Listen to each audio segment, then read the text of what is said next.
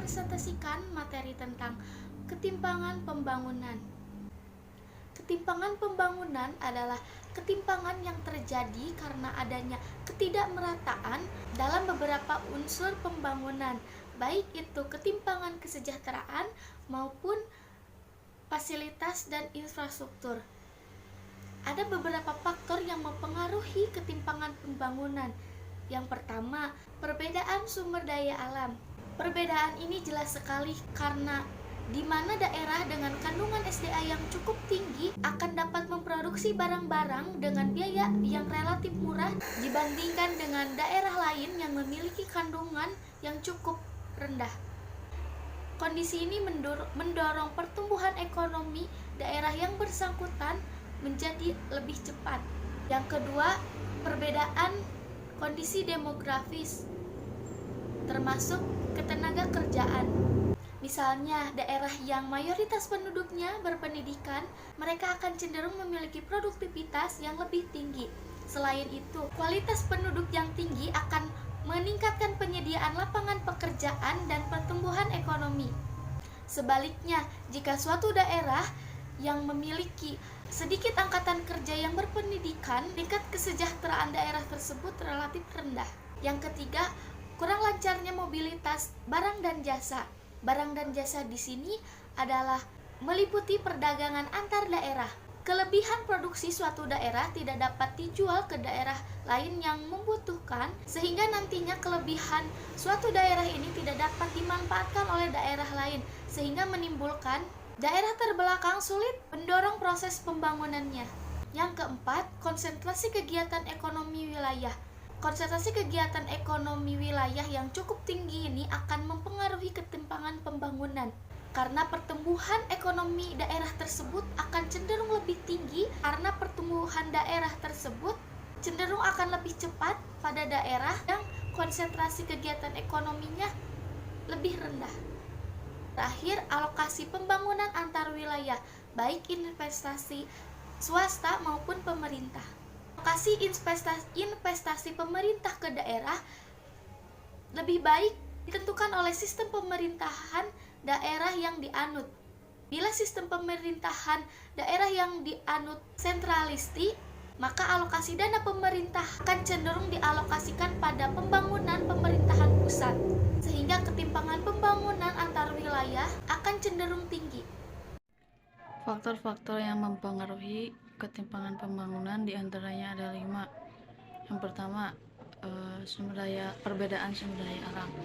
Perbedaan kandungan sumber daya alam ini jelas akan mempengaruhi kegiatan produksi pada daerah yang bersangkutan. Daerah yang memiliki sumber daya alam yang cukup tinggi dapat memproduksi barang-barang tertentu dengan biaya relatif murah dibandingkan dengan daerah lain yang mempunyai sumber daya alam yang lebih rendah.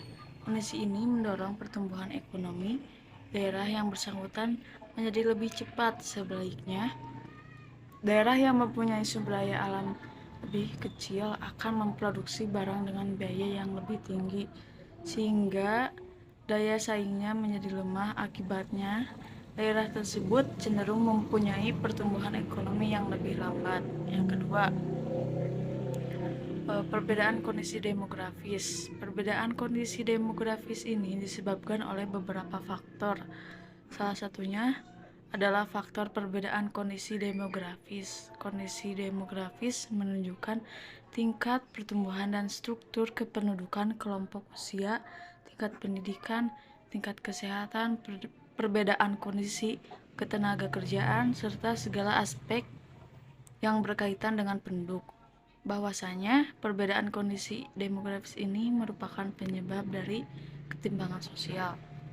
Yang ketiga, kurang lancarnya mobilitas barang dan jasa dapat pula mendorong terjadinya peningkatan ketimpangan pembangunan antar wilayah. Mobilitas barang dan jasa ini meliputi kegiatan perdagangan antar daerah dan migrasi, baik yang disponsori pemerintah atau migrasi spontan. Yang keempat, salah satu faktor yang berpengaruh terhadap konsentrasi kegiatan ekonomi, yaitu sumber daya alam manusia, sebab manusia merupakan pelaku ekonomi. Yang dimaksud pelaku ekonomi di sini yaitu seseorang, individu, kelompok, ataupun lembaga yang berperan dalam menciptakan kegiatan ekonomi. Yang kelima yaitu alokasi dana. Alokasi dana ini berasal dari pemerintah maupun swasta. Pada sistem pemerintahan otonomi ini, maka dana pemerintahan akan lebih banyak dialokasikan ke daerah, sehingga ketimpangan pembangunan antar wilayah atau pembangunan. Selanjutnya, ketimpangan pendidikan. Perlu kita ketahui terlebih dahulu, pendidikan adalah aktivitas dan usaha manusia untuk meningkatkan kepribadian seseorang dengan jalan membina potensi-potensi pribadinya. Menurut Tresau, pendidikan adalah memberi perbekalan yang tidak ada pada masa kanak-kanak, akan tetapi kita membutuhkannya pada waktu dewasa. Pendidikan pada dasarnya merupakan proses pembelajaran yang dilakukan dalam kelas, termasuk guru, pengajar, dan murid. Pendidikan sendiri merupakan lembaga yang dibuat oleh pemerintah dalam rangka mencerdaskan anak bangsa Indonesia. Pendidikan merupakan ujung tombak dari sumber daya manusia secara formal untuk kebutuhan hidupnya. Pendidikan memiliki peranan yang sangat penting di dunia guna membentuk generasi-generasi penerus bangsa yang berkualitas. Pendidikan sebagai media untuk transfer pengetahuan kepada generasi penerus bangsa melalui ilmu pengetahuan dan teknologi. Aspek-aspek pengetahuan tersebut meliputi bidang ekonomi, bidang sosial budaya, politik, pengetahuan alam, bahasa, dan sebagainya. Era globalisasi memberikan pengaruh yang sangat besar dalam dunia pendidikan, terutama dalam program-program pembangunan untuk menuju kualitas pendidikan yang tinggi. Namun, kendali berkata lain bahwa pada kenyataan pendidikan di Indonesia sekarang menggambarkan interpretasi yang rendah akibat dari pembangunan yang kurang merata. Penyebab dari ketimpangan pendidikan di Indonesia dapat dilihat dari beberapa aspek. Aspek yang pertama adalah aspek birokrasi pemerintahan yang berubah dan kebijakan-kebijakan yang membingungkan. Pendidikan di Indonesia belum juga meningkat. Selain dari hal tersebut, menghambat di dalamnya meningkatnya pendidikan di Indonesia, belum meratanya sistem pendidikan, yakni dari segi pengajar, pendidik yang belum optimal, dan sarana prasarana yang belum memadai. Terima kasih. Selanjutnya akan dilanjutkan oleh Saudari Fatima. Kepada Fatima saya persilahkan. Oke, terima kasih kepada saudara Dehan telah mempersilahkan saya. Yang selanjutnya yaitu tentang faktor-faktor terjadinya kesenjangan pendidikan ini. Terbagi menjadi dua, yaitu faktor internal dan faktor eksternal. Faktor internal seperti rendahnya sarana fisik perbandingan sekolah. Dapat kita ketahui bahwa sekolah-sekolah yang berada di pedesaan atau di kota terpencil masih banyak yang tidak layak, seperti bangunan, bahkan mereka masih tidak memiliki bangunan. Selanjutnya yaitu ada dari segi perpustakaan. Masih banyak sekolah-sekolah di daerah terpencil yang perpustakaannya yang masih kurang komplit buku-bukunya. Selanjutnya yaitu ada tentang laboratorium. Bahkan di kampung-kampung atau di desa-desa terpencil mereka tidak memiliki laboratorium sama sekali.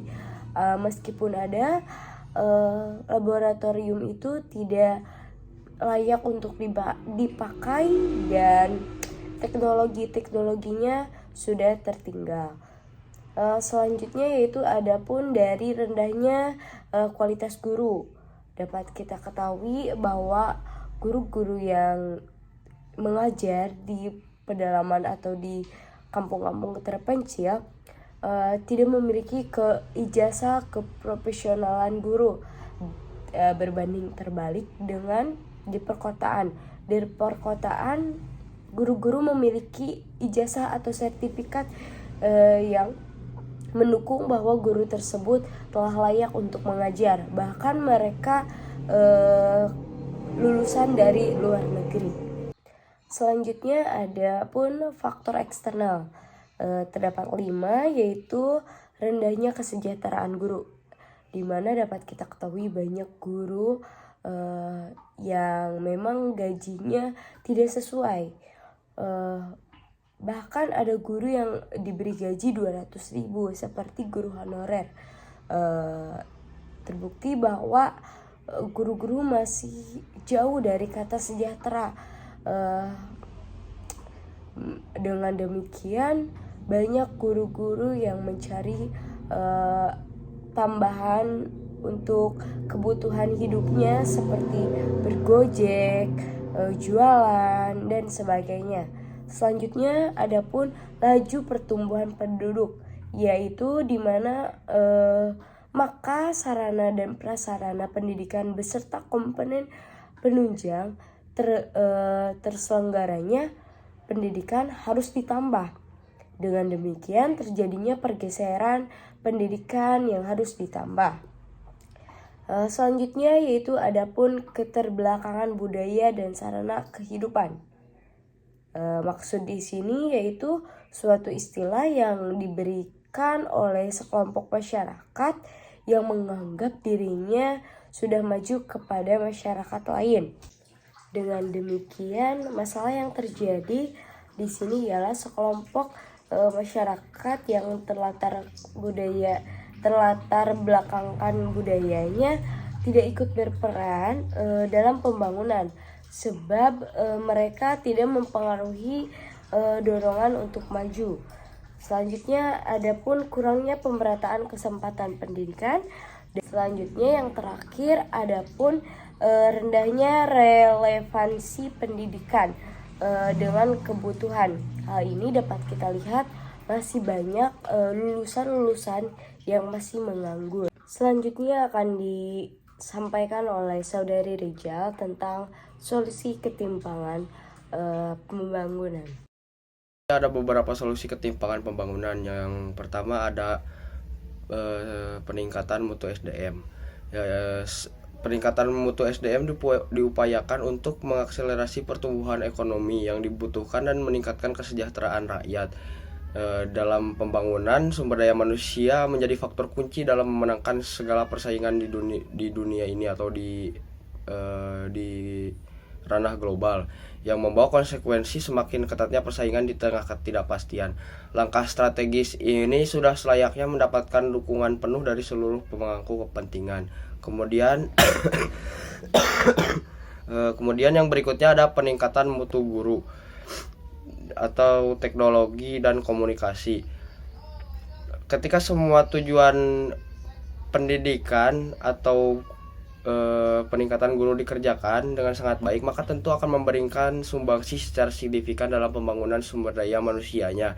Apalagi dengan jumlah masyarakat Indonesia yang saat ini sangat besar, yang akan sangat berpotensi dalam bersaing dengan penduduk lainnya di dunia lain, di seluruh dunia maksudnya.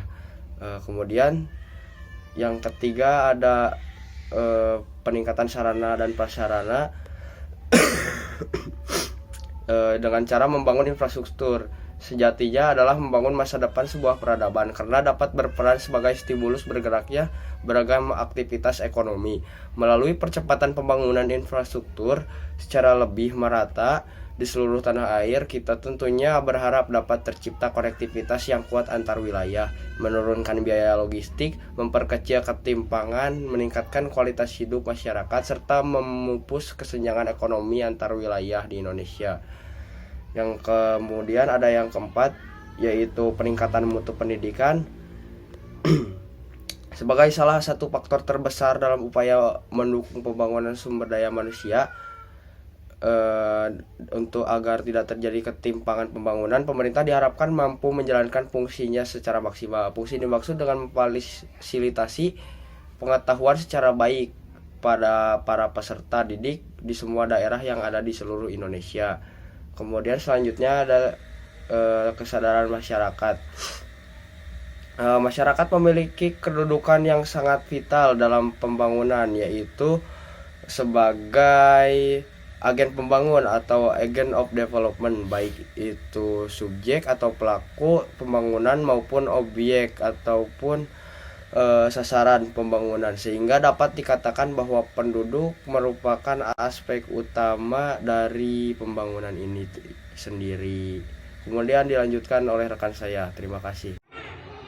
Baik, untuk selanjutnya dampak ketimpangan pembangunan. Ada dua dampak dari ketimpangan pembangunan yang terdiri dari dampak positif dan dampak negatif. Yang pertama, dampak positif meliputi 1. Perekonomian masyarakat maju.